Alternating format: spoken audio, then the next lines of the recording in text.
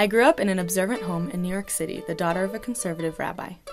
My upbringing was infused with pluralism, egalitarianism, and Zionism. These values were never in conflict until I staffed a week-long taste of the Israeli Army for conservative American young adults. The week when I was staffing Gadna,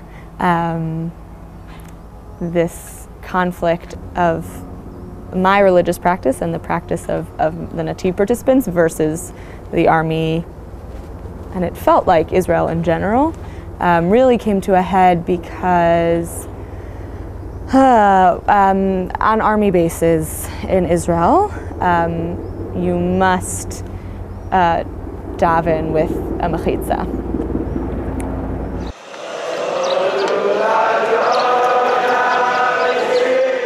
I was told about it beforehand, but didn't think it was going to be such a big problem. I thought that we could either use the space together or figure out some sort of compromise. So, for example, there was a group of young modern Orthodox participants in Gadna who had recently made Aliyah. These participants were present for the egalitarian minyan, and some of them participated and some of them did their own thing, and it for me was really exciting to have a pluralistic space on an Army base.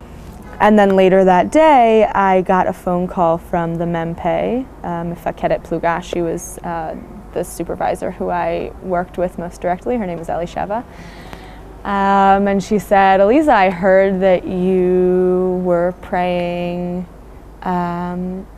in the Beit Knesset, women and men all together. And that wasn't allowed.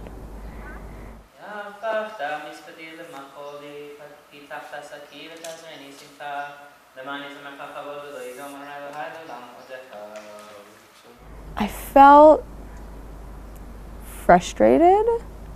I sort of felt that I had done something wrong because I was breaking a rule, and I don't like breaking rules. But I also was frustrated that just because of this one person who was in the Army who saw us davening there, that it was this huge thing when we had created something that I thought was really beautiful.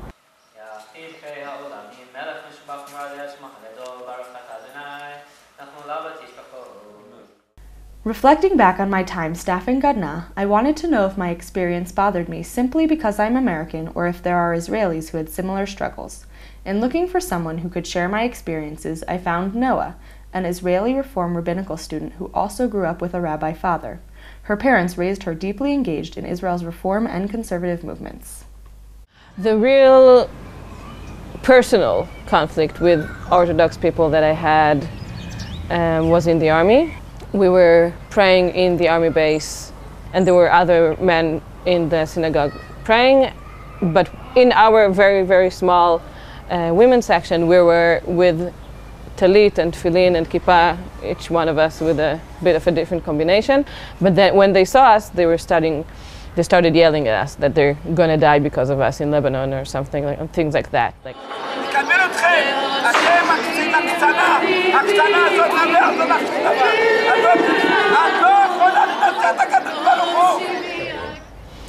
it was a one-time scenario, but it was enough.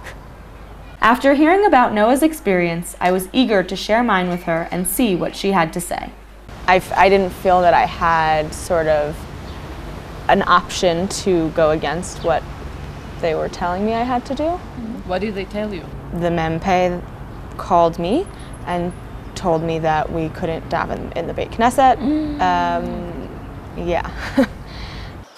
Noah took me to Women of the Wall to participate in their 25-year struggle to practice Judaism in their own way at the Kotel.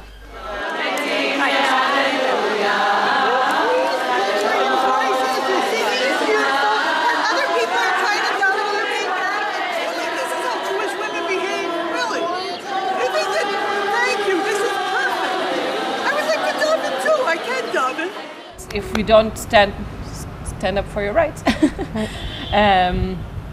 it's not going to change. Right. And exactly. I mean, I think one of the biggest things for me was not feeling that I had ability to stand up for what I thought was right.